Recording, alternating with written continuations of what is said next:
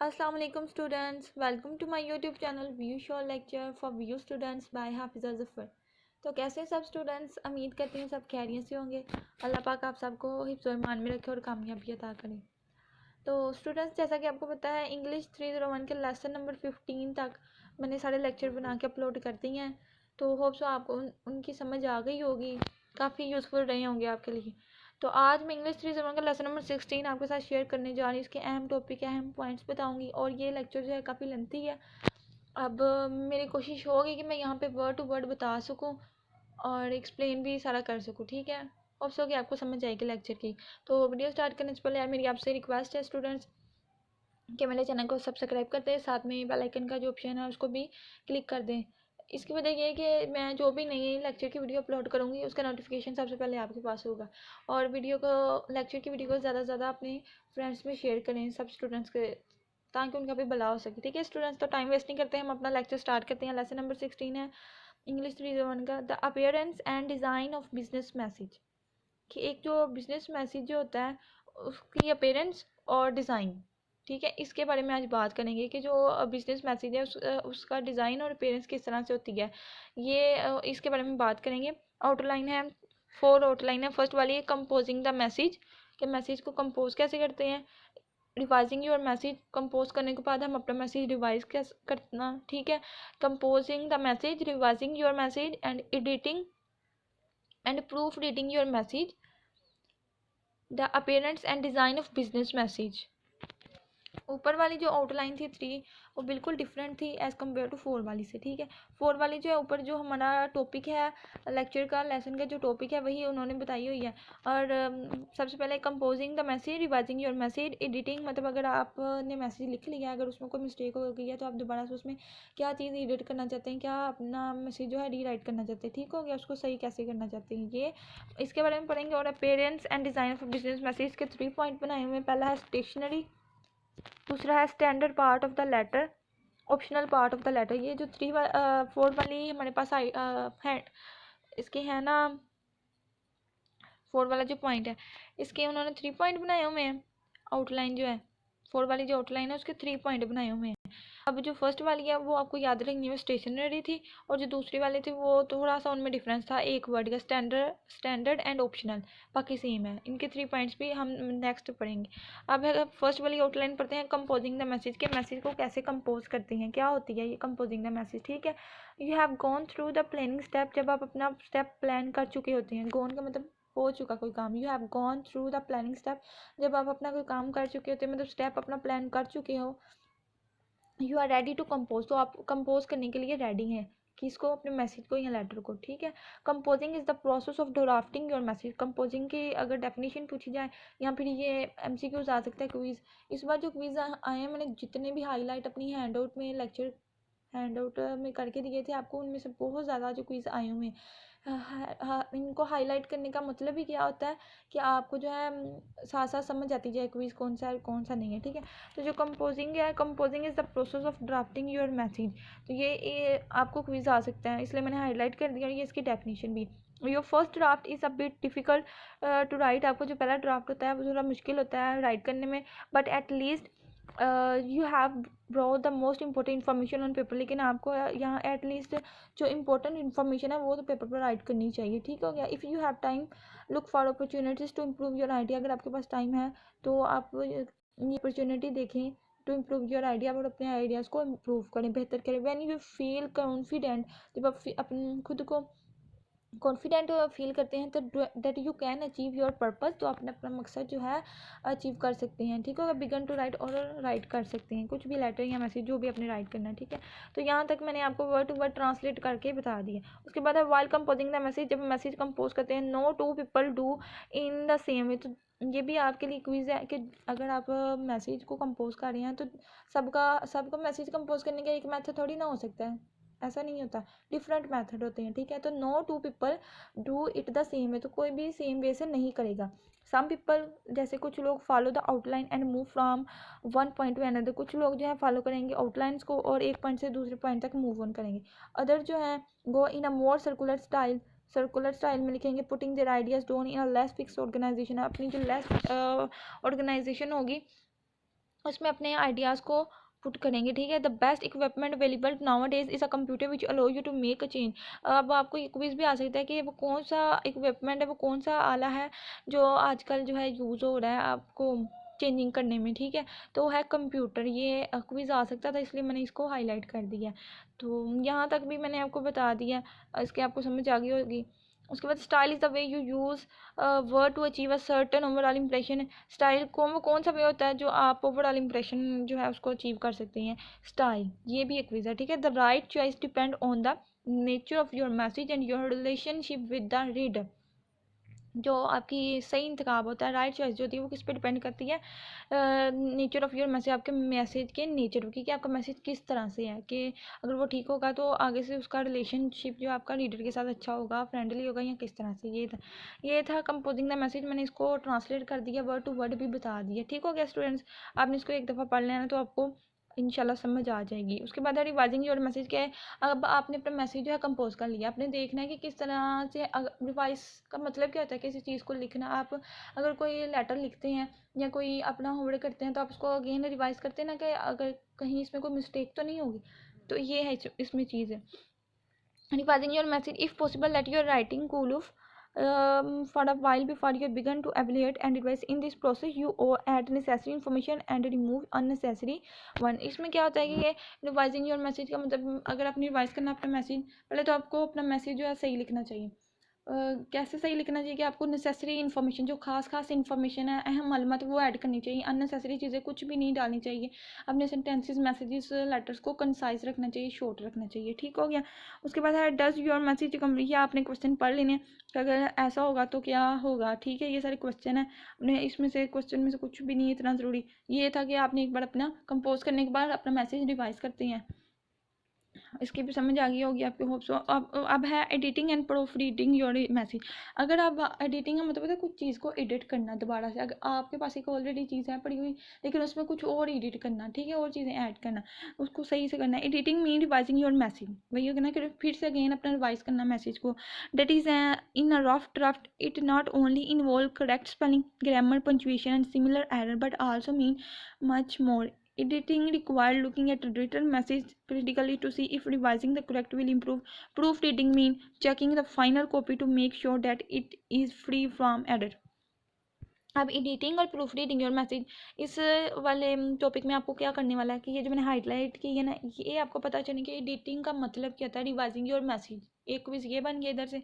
आगे से ये जो मैंने लास्ट वाले पे हाईलाइट की हुई है line, proof reading mean checking the final copy to make your, आपकी जो फाइनल कॉपी है, फाइनल आपका जो मैसेज है आपने भेजना है, उसको एक बार अच्छे से दोबारा से रिवाइज करना।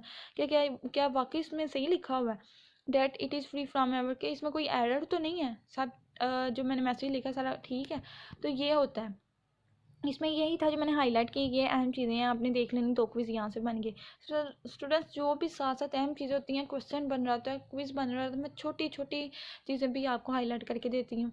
और मोस्टली ऐसा ही हुआ इस दफ़ा, जो क्विज़ आए, क्विज़ नंबर 1 इंग्लिश 301 का, तो बहुत सारा जो था उन्हीं में से आए हुए थे जो मैंने हाईलाइट किए हुए थे। Editing your message also mean checking all paragraph for good topic sentences and sound structure, grammar, spelling and punctuation. तो एडिटिंग के बारे में अगर आ जाता है तो ये जो मैंने हाईलाइट की हुई है, तो इसका मतलब यही है। आपने इसकी डेफिनेशन के बारे में पूछा जाता है तो आपने इसकी डेफिनेशन लिख देनी कि जो एडिटिंग होती है अपने मैसेज की, उसका मतलब ये होता है कि checking all paragraph for good topic sentences, एक अच्छे सेंटेंसेस के लिए आप अपने तमाम जो पैराग्राफ है उसको चेक कर लेना है, ठीक है। एंड साउंड स्ट्रक्चर को भी, ग्रामर, स्पेलिंग, जो भी आप मैसेज लिखते हैं उसमें स्पेलिंग वगैरह हर चीज़ को चेक कर लेना। यहाँ तक ये इसकी भी समझ आ गई होगी, इसका भी मैंने वर्ड टू वर्ड आपको बता दिया। अभी तक जो हमने पढ़ा है डेट इज़ क्या क्या है, कंपोजिंग द मैसेज, उसके बाद revising the message, editing and proof reading your message. तो होप सो आपको इनकी समझ आ गई होगी। मैंने अहम अहम चीज़ें भी बता दी हैं इसमें, और आपने इसको एक दफ़ा बस लेसन को पढ़ना है तो आपको समझ आ जाएगी, ठीक हो गया स्टूडेंट्स। अब ये complimentary clause, signature, reference section, ये सारी इसका ही हिस्सा है।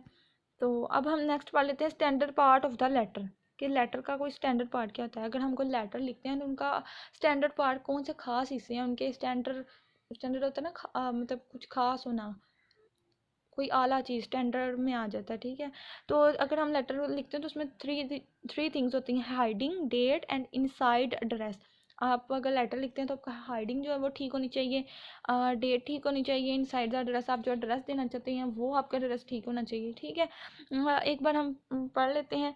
Hiding show where the letter come from, कि ये लेटर जो है कम फ्रॉम किधर से आया, ये हाइडिंग आपको शो होनी चाहिए। If letter head stationery is not use the address not your name is type above the date 2 inch from to the to. तो ये सारी रिक्वायरमेंट जो है हाइडिंग में होनी चाहिए। डेट में, डेट किस तरह से आप लिखेंगे लेटर में, usually the date is type written to 6 lines below the last line of the letter head. मतलब अगर आपने यूजुअली लेटर राइट करना है तो 2 से 6 लाइन जो है उससे नीचे बिलो होनी चाहिए और लास्ट लाइन जो है लेटर हेड की, ठीक है। Date sequence preferred in American in month day year, मतलब डे मंथ ईयर लिखना है। इस तरह से अपने मार्च 6 ये डेट होगी, मंथ हो गया 7 मार्च और ये उसकी जो ईयर है with the month supplied out. इस तरह से ना अपने स्टूडेंट्स से अगर लेटर लिखना है तो उसमें डेट इस तरह से आपने लिखनी है। उसके बाद inside the address, address आपने कौन सा देता है, inside address should begin with the address name proceeded. उसमें it is written two space below the date on the left hand margin the order of item is.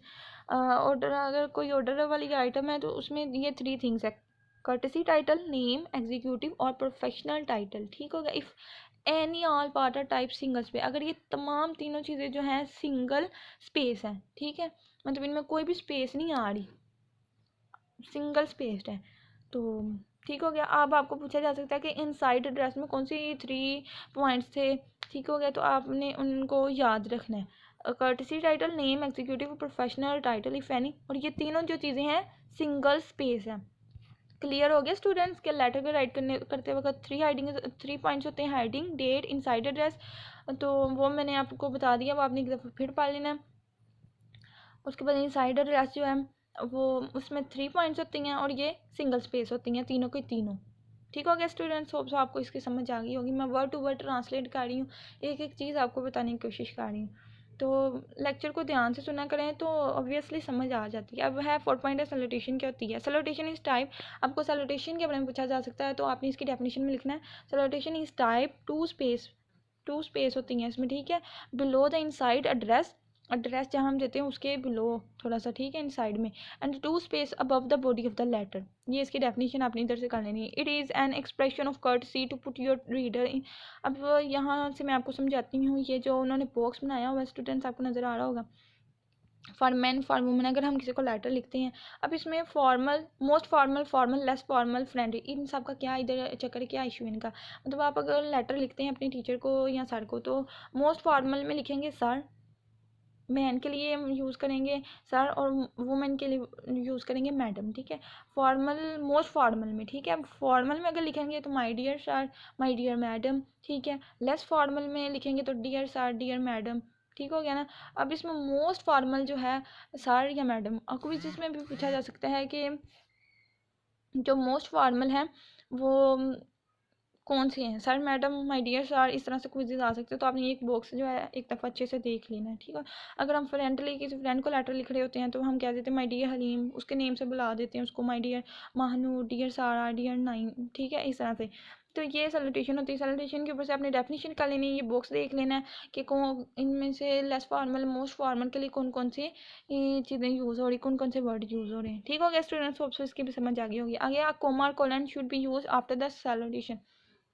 अब ये quiz है यहाँ पे कि कोमा या कोलन जो होता है वो कहाँ यूज़ होना चाहिए, आफ्टर द सैल्यूटेशन, सैल्यूटेशन के बाद। देखेंगे यहाँ से सेकंड लाइन में, gentleman should be use in, first यहीं से मैं समझाती हूँ, gentleman should be use in writing to a company, organization और any group of man and women.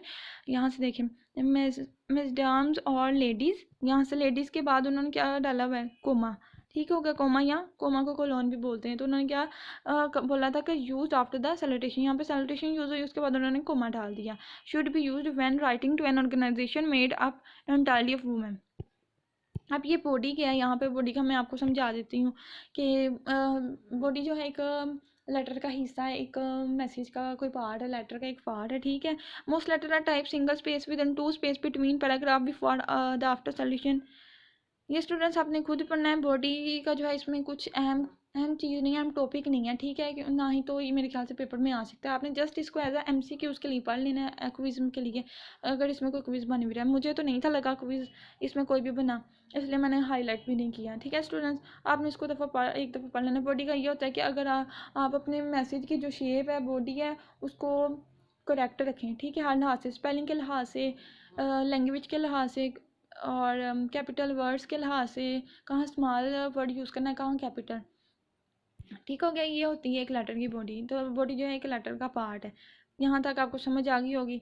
Complementary close body, अब यहाँ पे कम्प्लीमेंट्री क्लोज बॉडी क्या होती है? If the letter begin with the formal salutation, अगर एक लेटर जो फॉर्मल सैल्यूटेशन से स्टार्ट हो रहा है तो क्या होना चाहिए उसको, ये सारी रिक्वायरमेंट्स यूज़ होगी। आपने ये पढ़ लेनी है, ठीक है, इसमें ज़्यादा ज़रूरी नहीं है कुछ भी।